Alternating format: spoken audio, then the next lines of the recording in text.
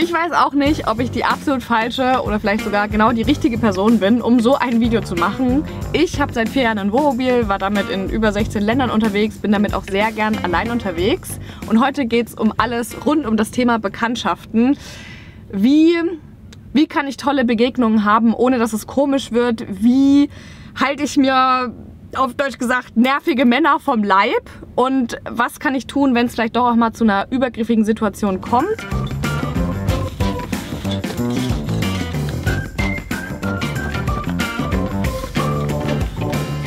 Es ist schon ein bisschen skurril, weil ich ja alleine reise und trotzdem, ich habe gestern so ein bisschen drüber nachgedacht, so die schlimmsten Situationen oder auch die nervenzerrendsten Dinge, die mir passiert sind auf meinen Reisen, waren immer zwischenmenschlich. Also irgendwas am Auto kaputt, also nicht egal, aber vernachlässigbar im Vergleich zu dem, was irgendwie zwischenmenschliche Situationen irgendwie auslösen können. Und genau deswegen finde ich es irgendwie auch wichtig, halt darüber zu sprechen. Ich werde in diesem Video, wenn es um negative Bekanntschaften geht, oft pauschal von Männern sprechen, einfach weil es halt in meinem Fall auch 100% Männer waren. So, ich wurde noch nie von irgendeiner Frau hier blöd angemalt. Nicht angemacht. Deswegen, also mir ist schon klar, dass nicht alle Männer irgendwie gefährlich sind. So, ich habe ja auch echt nette Männer kennengelernt, wollte ich jetzt an der Stelle nur sagen. Also gerade heute Morgen hat sich jemand bei mir erkundigt, den habe ich im Sommer kennengelernt und man hat halt als Frau oft auch so ein bisschen den Tochterbonus. Also das merke ich bei ihm halt total. Der ist halt irgendwie ein bisschen älter als mein Vater, würde ich sagen. Und der schreibt mir immer, ob es mir auch wirklich gut geht und ob ich irgendwas brauche und ich kann mich melden und ob ich auch sicher bin und so. Und das ist auch eine total schöne Erfahrung, die man als Frau machen kann, was, glaube ich, Männern allein auf Reisen eher weniger passiert, weil die nicht so schutzbedürftig halt erscheinen. Ich hatte hier schon ganz tolle Bekanntschaften, die nur darauf zurückzuführen sind, dass ich eine Frau bin. Ich wurde auch von 2 Schwestern, 2 Oma-Schwestern total liebevoll aufgenommen, weil die wahrscheinlich auch in mir irgendwie so ihren verloren gegangenen Engel gesehen haben oder so. Genau, das ist halt der Vorteil. Auf der anderen Seite bringt es natürlich unfassbar viele Nachteile, allein als Frau unterwegs zu sein. Jetzt muss ich mich mal kurz hier kümmern. Ich habe eine neue Geheimzutat für meinen Haferbrei. Und zwar Maulbeeren. Haben mir Lucy und Max gezeigt. Ich wusste das gar nicht, die kommen auch aus der Türkei. Recht schöne Überleitung eigentlich zu einer Frage, die sehr oft kam. Und zwar, wie lerne ich denn überhaupt Leute kennen auf so einer Reise? Und da können wir, glaube ich, in 2 Gruppen unterscheiden. Du kannst zum einen natürlich andere Reisende kennenlernen oder du lernst halt Einheimische kennen. Weiß ich nicht, einheimisch klingt komisch, aber halt Ortsansässige. Und Reisende kennenzulernen ist immer auch was Schönes, weil die natürlich irgendwie in einer ähnlichen Situation sind, Lebenssituation oft kommen. Wenn die auch aus Deutschland kommen, hast du natürlich auch eine ähnliche Sozialisierung. Du kannst dich darüber austauschen, was dir so auffällt im Land, was ist gut, was ist schlecht. Sonst ist es in der Türkei, glaube ich, gar nicht so einfach, andere Reisende kennenzulernen. Ich sehe jetzt auch nicht so unfassbar viele Wohnmobile. Man könnte sich jetzt vielleicht über Instagram, stimmt, über Instagram hatten mir sogar ein paar Leute geschrieben, dass sie auch unterwegs sind. Muss ich aber ehrlich sagen, ich bin so ausgelastet mit anderen Kontakten. Also es ist wirklich unfassbar. Mein sozialer Akku ist mehr als voll, weil ich auch hier in der Türkei so viele Ortsansässige irgendwie kennengelernt habe, mit denen ich mich auch ständig treffen könnte. Genau, und dann kommen wir eben zur zweiten Kategorie, die man kennenlernen kann, nämlich eben Leute vor Ort. Wie lernt man die kennen? Ich muss sagen, ein Lifehack für mich, von dem ich selber nicht wusste, war, ich war im Sommer in der Türkei auf einem Festival. Ich habe da Leute aus Istanbul kennengelernt, aus Izmir, aus dem Iran, aus Russland, also aus allen umliegenden Ländern auch um Türkei herum. Und die ich auf dem Festival aus Istanbul kennengelernt habe, das war richtig cool, weil wir haben uns dann auch in Istanbul getroffen und also es ist einfach ein total wertvolle Kontakte. Ja, trotzdem ist jetzt Festival eigentlich nicht so mega meins. Also ich werde jetzt nicht, glaube ich, auf noch so viele Festivals gehen, um irgendwie Leute kennenzulernen. Das andere, was eigentlich viel häufiger passiert ist, dass halt Leute mich einfach ansprechen. Also ich werde halt hier super oft angesprochen. Jetzt ist die Frage, wer spricht mich denn so an? Das ist eine Sache, die ich einfach relativ spät realisiert habe, ist, 1/3 davon sind Creeps. An einem Tag wie heute, also gut, heute ist natürlich mega windig, heute sind hier auch echt wenig Leute unterwegs. Aber hier stehe ich halt mega auf dem Präsentierteller. Achtung, Wind. wenn ich jetzt Bock hätte auf soziale Interaktion und hier was los wäre und nicht so ein krasser Wind wäre, würde ich einfach die Tür aufmachen und könnte im Prinzip die Minuten zählen, bis wahrscheinlich irgendwer hier vorbeikäme und sagen würde, wow, cool, German Caravan. So habe ich in Izmir reichlich Leute kennengelernt, auch noch ein anderer Ort, der auch ein bisschen ähnlich war wie hier. Da habe ich auch so coole Leute kennengelernt, weil auch viele Türken ja auch schon in Deutschland gearbeitet haben und dann teilweise sogar ein bisschen Deutsch können und sich irgendwie freuen, wenn sie ein bisschen Deutsch sprechen können. Nice. Ja. Ich glaube, ich sollte nochmal definieren, was jetzt für mich ein Creep ist. Das ist vielleicht auch ein bisschen ein komisches Wort. Also es gibt zwei verschiedene Arten von Kontaktaufnahmen, die ich hier erfahre. Zum einen ist wirklich einfach Leute, die vorbeilaufen. Das ist der Deckel. Naja. Sind Leute, die vorbeilaufen und einfach irgendwie sehen, cool, deutsches Wohnmobil. Ich spreche mal kurz mit der. Ich biete der vielleicht sogar irgendwie Hilfe an und frag, ob sie irgendwas braucht. Keine Ahnung. Wir unterhalten uns kurz. Das sind eigentlich immer sehr nette Gespräche, die mich persönlich auch oft irgendwie wirklich berühren. Weil man irgendwie in kurzer Zeit auch irgendwie oft wirklich so über große Lebensfragen irgendwie philosophiert. Und dann gibt es Leute, die steigen auch so ein. Und dann merkst du aber, okay, das geht jetzt in so eine Richtung, dass sie im Prinzip mit dir flirten. Und ich meine, an sich kann man es ja probieren. So. Aber es ist halt manchmal auch nicht die charmanteste Art und Weise. Und eine Frage, die ich bekommen habe, ich habe nämlich auch gefragt für dieses Video, ob irgendwer Fragen hat, war: Was machst du, wenn Begegnungen plötzlich von nett angenehm zu aufdringlich wechseln? Und ich habe mich so gefreut über diese Frage, weil ich mich schon so oft gefragt habe, ob meine Menschenkenntnis einfach so schlecht ist und warum ich immer wieder in so komische Situationen komme. Weil ich finde, genau das sind halt so die gefährlichen Begegnungen, wenn hier jemand ankommt und von Anfang an ich merke, er ist ein Idiot, so, dann rede ich nicht lang mit dem, passt schon. Aber was ist, wenn jemand wirklich nett ist und dann merkst du irgendwie, es wird schon ein bisschen komisch. Das sind, finde ich, die schwierigen Situationen und da habe ich mich, wie gesagt, über die Frage gefreut. Einfach, ich freue mich nicht, dass es das gibt, sondern ich freue mich, dass ich mir dachte, okay, ich bin vielleicht nicht so allein mit diesem Problem. Jetzt muss ich das kurz hier aber mal essen. Ich habe beim Essen so krass gemerkt, dass ich schon wieder so ein bisschen in Rage geraten bin, weil mir einfach so Situationen eingefallen sind.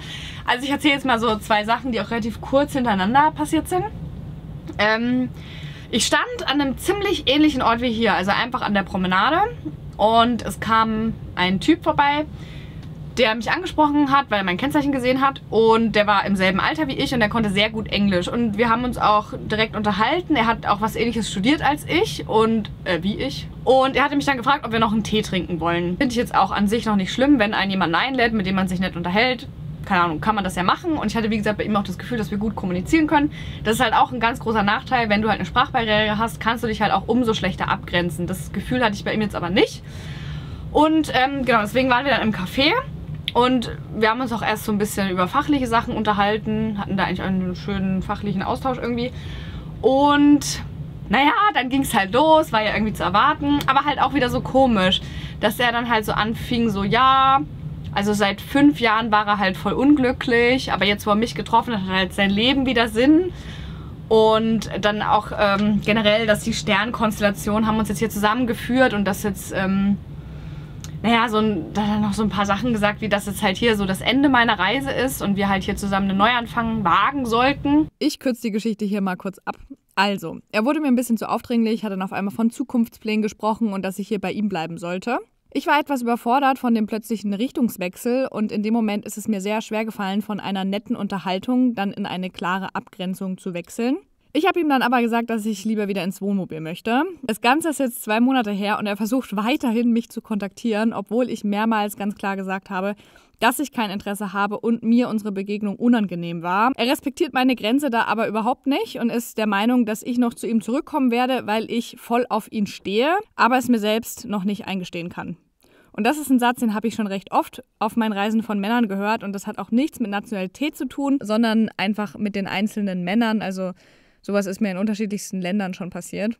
Nach der Sache hatte ich erstmal wirklich nicht mehr so Bock, in Austausch zu gehen, weil einfach so ein paar Sachen vorgefallen sind. Halt auch immer mit Männern, wo ich mir halt dann auch so dachte, okay Jana, wenn du es nicht schaffst, dich ordentlich abzugrenzen, dann kannst du halt nicht mehr mit Männern in Austausch gehen, dann ist das einfach so.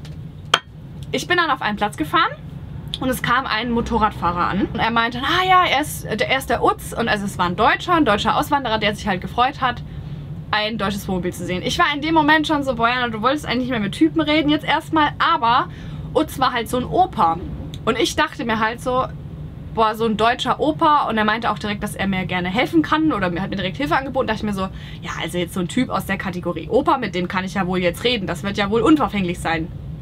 Und er meinte dann auch, falls ich irgendwie duschen möchte, falls ich irgendwie Hilfe braucht, da ist sein Haus und so und ich kann da gern hinkommen. Und dann meinte er zum Abschluss zu mir, ja, du bist ja echt eine total tolle Frau, aber wahrscheinlich bin ich zu alt für dich, oder?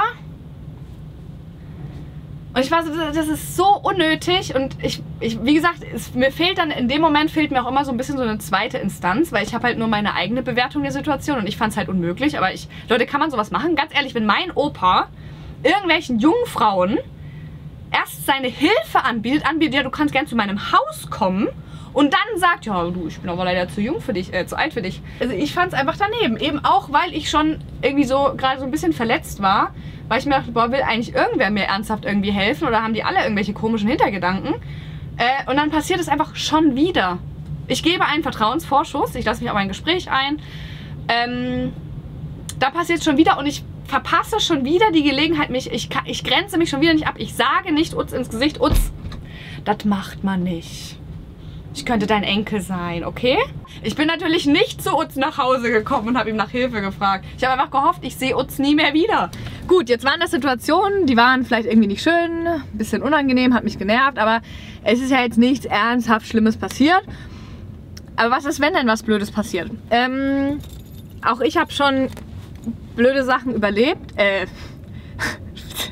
schon wieder diese Versprecher. Deswegen, also Achtung, es geht jetzt um Übergriffe.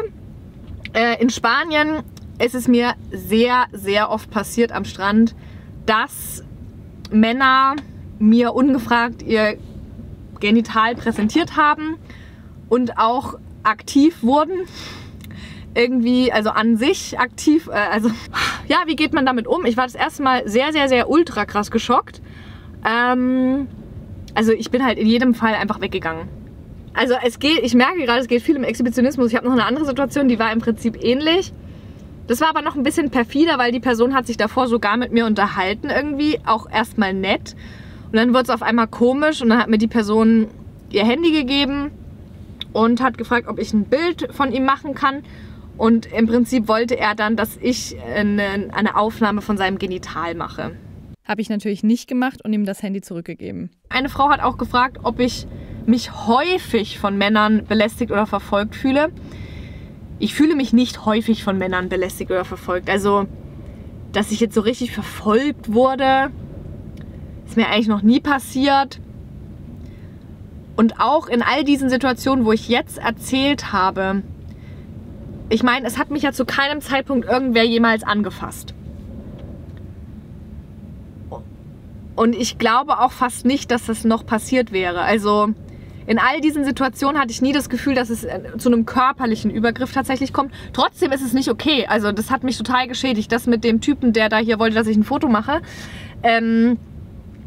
Ich hatte einen Vollschaden. Diese gesamte Reise in Tschechien hatte ich einen Vollschaden. Wenn ich abends allein einen Mann gesehen habe, bin ich fast tot umgefallen. Also ich dachte jeden Moment, fragt mich jetzt irgendein Typ nochmal, ob ich ein Foto von seinem Genital machen kann. Also ich war wirklich, ich war komplett daneben. Ich habe noch ein paar Fragen, die ich beantworten wollte. Aber ich will ja, es tut mir irgendwie ein bisschen leid. Ich habe das Gefühl, dieses Video ist so voll langweilig, weil ich die ganze Zeit im Auto sitze.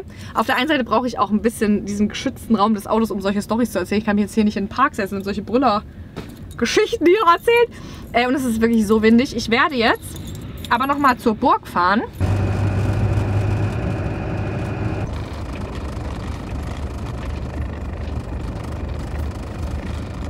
Eine Frage, die auch häufig kam, ist, wem ich denn so erzähle, dass ich allein unterwegs bin. Also, stell mir jetzt mal vor, ich bin jetzt hier gerade angekommen und jetzt kommt irgendwer und sagt, ah, wow, cool, deutsches Wohnmobil, bist du denn alleine unterwegs, übernachtest du hier alleine?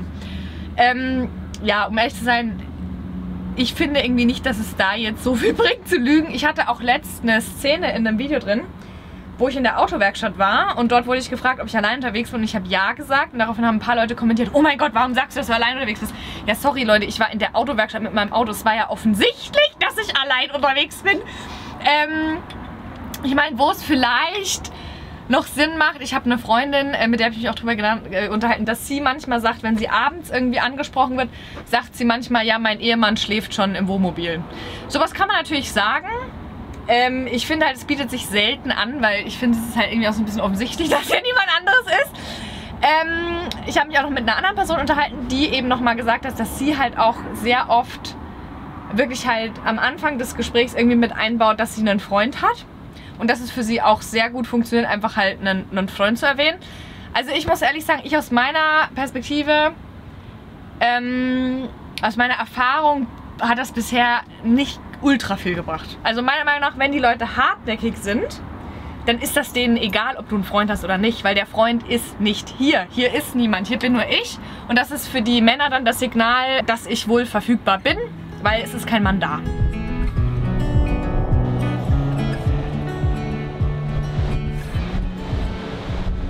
Eigentlich eine gute Kulisse für so ein Video. So eine Burg auch als so Ausgeburt männlicher Machtdemonstration. Leute, it's a man's world. Also die Welt ist an so vielen Ecken und Enden von Männern für Männer gemacht. Und ich habe aber einen deutschen Pass, ja. Ich bin auch sehr privilegiert in meinem Frausein. Und das ist eigentlich ein komplett anderes Thema. Aber ja, aber genau deswegen fühle ich mich auch so ein bisschen ein Stück weit dazu verpflichtet, das zu machen, was ich gerade mache. Weil irgendeine andere Frau auf diesem Planeten träumt von den Freiheiten, die ich gerade habe. Und deswegen bin ich hier, Mann. Und ich lasse mir das auch nicht vermiesen von irgendwem. Und das ist mir wirklich auch total wichtig, wenn mir irgendwer blöd kommt, ja, ich darf wütend sein und irgendwie mich darüber ärgern. Und ich habe auch schon öfter darüber nachgedacht, Jana, schneid dir die Haare ab. Zieh dich nicht mehr so an, was soll das? Sei mal ein bisschen unauffälliger. Weil ich natürlich mit meinen langen blonden Haaren, ich sehe natürlich auch aus wie das perfekte Opfer.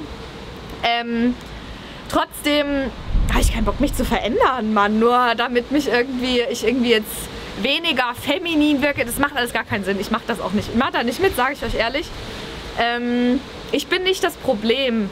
Und ich werde mich auch nicht wie das Problem verhalten. Irgendwie vergesse ich immer Wind als Element, bis es wieder windig ist. Was nehmen wir jetzt mit aus diesem Video? Erstens mal, werde dir darüber klar, was deine Grenzen sind und lerne die auch zu kommunizieren. Grenzen dürfen sich natürlich auch verändern. Zum Beispiel habe ich nach der Sache mit dem Café, wo dieser Typ mich danach so übelst genervt hat, war ich dann auch erstmal so, okay, nee, ich habe jetzt gerade einfach gar keine Lust mit jemandem zu reden. So, da war meine Grenze so recht schnell erreicht, wenn es irgendwie um Kontakt mit anderen Leuten ging, wo ich dann irgendwie recht schnell keinen Bock mehr hatte, mit irgendwem zu reden. Also natürlich alles immer dann freundlich auch, aber ja, natürlich kannst du nichts dafür, wenn du deine Grenzen kommuniziert hast und jemand brettert dann natürlich trotzdem drüber. Dann immer versuchen, die Situation zu verlassen, frühzeitig zu verlassen, dich aber auch nicht selber zu ärgern. Es gab ein paar Situationen, die habe ich zu spät verlassen, wo ich schon hätte eher gehen können. Und ich glaube, es ist auch ganz wichtig, da nicht wütend auf sich selber zu sein, weil in dem Moment konnte man sich vielleicht selber auch nicht anders helfen. Man war halt irgendwie so ein bisschen gefangen und konnte vielleicht in dem Moment die Situation auch noch nicht ganz einordnen. Ist das jetzt schon übergriffig oder nicht? Oder ist das jetzt schwarz oder weiß? Oder überreagiere ich gerade? Ja, das ist jetzt meine Meinung, ne? Also sag mir gern, wie das für dich ist. Die Welt ist schön. Die Welt ist toll. Es gibt so tolle Menschen auf der Welt. Leute, ich weiß, wenn du jetzt gerade bei dir daheim bist, gibt es sicherlich tolle Menschen. Aber ey, es gibt noch so 7 Milliarden andere auf der Welt, die auch ein Großteil davon halt so toll sind und dir so viel für dein Leben bringen können. Deswegen lohnt es sich auf jeden Fall, das Risiko einzugehen. Ey, die paar Idioten, ganz ehrlich, es gibt auch in Deutschland Idioten. Also, wenn du irgendwie Idioten treffen willst, musst du eh nicht ins Ausland gehen. Die gibt es auch in Deutschland. Mach das jetzt daran nicht fest. Ja, viel Spaß. Bis bald. Im nächsten Video wird es hoffentlich etwas leichtfüßiger. Ich war mir ein bisschen unsicher, ob ich dieses Video machen soll, weil ich finde eigentlich das Schönste an meinen Reisevideos sind immer auch meine Begegnungen irgendwie zu zeigen und was ich von denen mitnehme. Das macht mir persönlich am meisten Spaß. Aber ich finde, es ist halt dann auch meine Aufgabe, so ein bisschen vielleicht auch über die Schattenseiten irgendwie aufzuklären, weil ich kann ja jetzt nicht nur behaupten, ey, ich habe immer so coole Begegnungen, ich treffe nur die coolsten Leute. Und dabei habe halt auch ich manchmal irgendwie halt einfach nicht so Glück und deswegen fand ich das irgendwie transparent, auch so ein Video zu machen. Aber lass dir davon keine Angst machen. Nein, nein, nein, nein, nein.